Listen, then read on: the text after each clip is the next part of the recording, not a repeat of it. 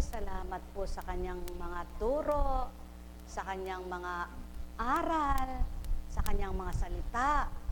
Natuwiran niyang kung hindi natin yan mapagtutuunan ng pansin, kundi natin matututunan, kundi tayo magsasabuhay, ay, kahirap palang mabuhay talaga sa mundong ito. Lagi ka na lang mag-aalala, lagi ka na lang magkakatakot. Kapag nakarinig ka, may bagyo eka doon, ay, kung bahay mo eka, kung may bagyo eka, may bagyo.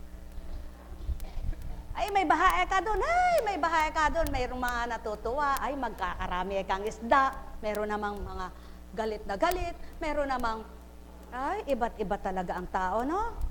Ang kalikasan, walang makakapigil niyan. Parang buhay, walang makakapigil. Pero ugali, mapipigil yan. Buhay ba ang Diyos? Totoo yan. Pawang katotohanan. Ang kalikasan, walang makapipigil. Ang buhay, walang makapipigil. So, balit ang ugali, napipigilan yan. Paano yang mapipigil? Kapag maganda, isulong. Kapag mabuti, sumulong. Kapag hindi, pigilin. Buhay bang Ama? Paano mo mapipigil? Kung isa kang taong bulusok, mabilis magdesisyon, mabilis humatol, mabilis humusga, mabilis magsalita, mabilis magdesisyon. Di mo na pinagninilayan, di mo na pinag-aaralan, di mo na nililimi, gawa ng gawa.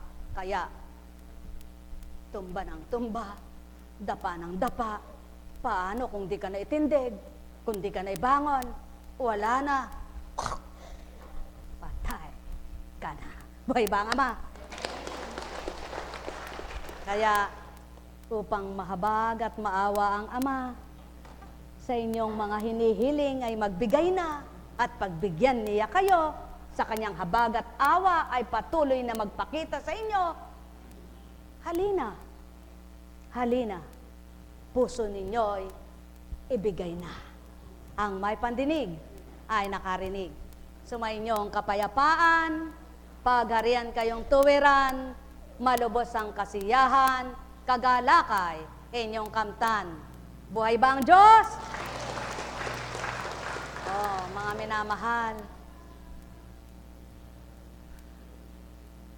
may kukwento po ako na. Nang hindi ako ganito makakain lang ako ng mga kontra sa akin hindi ko naman alam na kontra yun. Di siyempre, hindi mo alam pigilin pa. Hindi mo alam kontrolin, ano? Katulad po ng bagoong. Minsan pag kumakain ako, meron naman akong nakakakain na hindi ako nag-allergy. Isang pagkakataon nagpunta po kami ng Manawag. Sumausaw lang ako ng kaunti doon sa bagoong at sarap na sarap yung mga kasamahan ko. Isang arkila po kasi ng sasakyan Hindi pa ako ganito. Nag-arkila po ng sasakyan. Ngayon bumili sila ng mangga. Nakikain. Siyempre po, kain na. Bigla na lang namaga ang bibig ko. Sabi ko, ba't ganon? Hanap ko na agad yung anti-allergy ko. Ganyan po ako. Nabuhay ako sa lagok ng gamot. Sapagkat ako'y laging naa-allergy. May kinain lang ako ng, hindi ko naman alam na allergy ako doon, isda. Magpapantal-pantal na po ako. Mula bata ako hanggang nagdalaga, hanggang mag-asawa. Ganon po ako. Pag kumain ako ng hipo na ilog, yung tabang, sosyal pa yung tiyan ko, lumaki naman ako sa hirap. Pag kumakain ako ng sugpo, napakadala ko naman makakain ng sugpo ng ako'y dalaga dahil mahal yun, di ba? Nung mag-asawa, medyo konti-konti, siyempre, may perang pagbili, hindi sumasakit ang aking sa sugpo. Kumain po ako ng isang pagkakataon na hindi ko naman alam na yung sahog pala doon sa yung binili ko na yung okoy ba? Ang sahog pala yung hipon. Namarembol po ako. Sumakit ang tiyan ko. Pinadoktor po ako. Subalit salamat po sa Ama. Bakit ko nabahagi? Ito po ang idinadal sa akin, binahagi. Kaya po, maliwanag kong masasabi na wala pong sabong panahon, ay kailangan panaligan mo yung, ay allergy ko dyan eh, ay bawal sa akin yan eh, kapag ang Diyos ang naghahari na sa inyo. Alam niyo po, ngayon araw-arawan mo man akong kumain ng hipong ilog, ganyan eh. Pero salamat sa Panginoon, hindi na po dumalas sumakit ang tiyan ko, hindi na rin ako namarilong, na talagang kalalapad po ng aking mga pantal. Hanggat di ako napapainom ng gamot sa allergy, nagsisikip yan at ikaw ay masakit ang tiyan. Merong magtatai ka pa. Kaya iba't iba po ang nagiging sakit ng tao. Na kapag hindi mo natuklasan ang katotohanan ay sadyang napakahirap sa isip at damdamin. Oo nga naman, kung minsan ay pagninilayan mo, bakit nangyayari yan sa'yo? Subalit wag naman pong maging dahilan ninyo at katwiran eh, maka-Diyos naman ako, kakainin ko yan. Maka-Diyos naman ako, kakainin ko yan. Kung hindi naman po totoo yung maka-Diyos kayo eh, pagkain nyo sasakit pa rin. Sapagkat, ginawa naman ninyo sangkala ng pananampalataya nyo na hindi naman totoo. Kaya, ano ang gusto ng ibig at ibig ng Panginoon? Magpakatotoo po. Maging ganap. At kahit naman sinabing hindi na bawal sa'yo, wag naman lamon, tikim lang. Tama po ba? Kaso, halimbawa, ay wala na po akong sakit sa abdo. Magaling na po abdo ko. Babanat na ng kakain na ng kung ano-ano. Ay wala na po cholesterol ko. Sabi niya, wala na po na-test na clear na. Sinibula na naman. Kumain ng butong pakwan. Kumain na naman ng maalat. Kumain na naman ng puro galit. Kain ng galit. Ba't po kaya wala naman akong kinakaing bawal? Ba't po kaya tumataas ang presyon ko, tumataas ang kolesterol ko? Hindi ba kinakain mo yung puro galit araw-araw? Buhay ba ang Diyos? Buhay ba ang Diyos? Ba't po kaya ako'y talaga po ako ay nag-diet na. Ang mga bawal po sa akin, hindi ko na po kinakain. Ba't po kaya tumaas pa yung sugar ko? Alin ba ang mas matinding makapagpataas ng sugar? Alin ba? Ang pagkain ba? Hoy, magnilay kayo. Bahala na kayo. Buhay ba ang Diyos?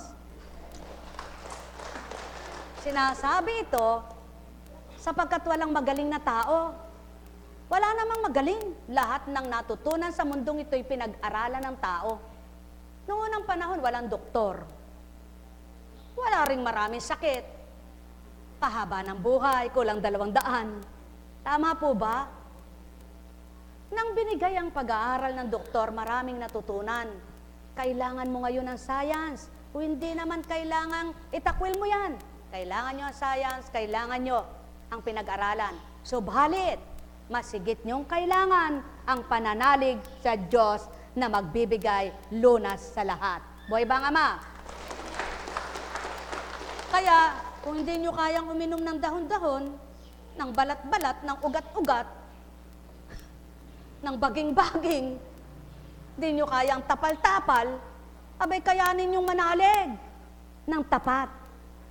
At gumawa kayo ng pananampalatayang tapat para ang lahat ng paraan, ituro naman at ipatupad nang ika'y gumaling habang may panahon pa na bubuhayin ka sa mundong ito. Buhay ba ang Ama? Ngayon naman, wala ka ng pera, sagad na. Sagad na. Zero ka na. Baong-baong ka pa. Wala nang pambiling gamot. Ano ka pa niyan? Mabubuhay ka pa ba niyan? Nabuhay ka sa gamot. Nabuhay ka sa pambili ng gamot. Wala na nga. Zero na nga. Baong-baong ka pa. Ibig sabihin, mamamatay ka na dahil wala ka ng pambili. Abay, kung lahat ng nabubuhay, dahil sa pag-inom ng gamot, wala nang namatay. Kaya isipin mo naman ngayon, maging tapat ka sa pananalig mo. Baka sakaling sa 0-0, makabalik ka sa numero 1. Buhay bang Ama? Buhay bang Ama? Yan lang naman. At di mo malalaman yan, di mo matututunan at di mo magagawa kung wala sa iyo ang Diyos na magtuturo na yan. Kung wala ang Diyos na magpapatibay ng loob mo at magpapatibay ng isip mo para manalig at magtiwala ka sa Kanya. Kaya naman habang nagpapalibang-libang ka at nalilibang ka sa mundo, nalilimutan mo ang lahat, nung singilin ka, wala na. Di ka na makakabawi. Paano ba yan? Kaya huwag kayong malibang. Huwag kayong makakalimot. Baka kapag kayo tinapik, yun na. Wala na. Wala nang masabing, patawarin mo ako, Panginoon. Patawarin mo ako, Amang mahal. Ako'y sumusukong ganap sa'yo. Ako'y gawing marapat na anak mo. Patawarin mo ako bilang makasalanan, sapagkat walang taong hindi nagkakasala at walang taong banal. Kaya dapat malakas ka pa sa pandinig, maliwanag pang iyong mata, maganda pa paghinga mo, may panlasa pa bibig mo, masarap ka pang matulog, nakakalakad ka pang ganap, magsabi ka na ng ganap na totoong totoo, hindi mo sorry lagi ang Diyos mo, at linoloko-loko mo pa. Paano? Di naman siya nakikipaglokohan, di naman siya nakikipagbiro, totoo siya, tapat siya, kaya ang gusto niya, nais ko sa inyong lahat ay magpakatotoo. Tanggapin sa puso niyo'y lubos ako, mga anak ko, at madarama ninyo. Mahal na mahal ko kayo. Ang may pandinig ay nakarinig, ang may mata ay nagliwanag, ang may pandama ay nakadama. Halina kayo, maantigang puso niya, sumainyong kapayapaan, agarian kayo ng tuwira, malubos ang kasiyahan. Kamtin nyo kalayaan ang may pandama ay lumigaya. Nagkarameneyahana, nagkarameneyahana, nagkarameneyahana.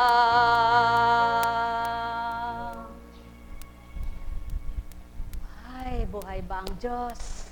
Masaya po ba ang Diyos? Ay, sigurado ba kayong masaya siya?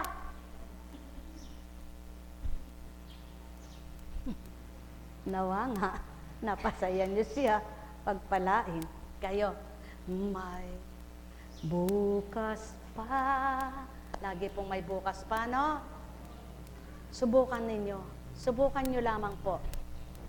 Kahit isang araw at maggabi lang, magpagamit kayong totoo sa Diyos. At kapag nagamit kayong totoo at nagpagamit kayong totoo, suriin nyo ngayon kung bukas ay iiwanan nyo pa siya. At kakalimutan pa.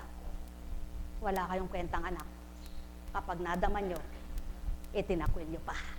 Ang may pandinig ay nakarinig. Sa pangalan ng Diyos Ama, Diyos Anak, Diyos Espiritu Santo, humayo kayong may taglay na galak sa puso nyo. Maliwanag niyong kamti ng paghahari ng Diyos Espiritu. Magliwanag ganap ang kaisipan nyo at makaunawang lubos kayo. Pagpapalang mabubuti, kamting nyo sa buhay. Hindi taglay nyo. Tayo na, magsiuwi na. May gawain pa po mamaya, no? Pagpamanhin nyo po at ako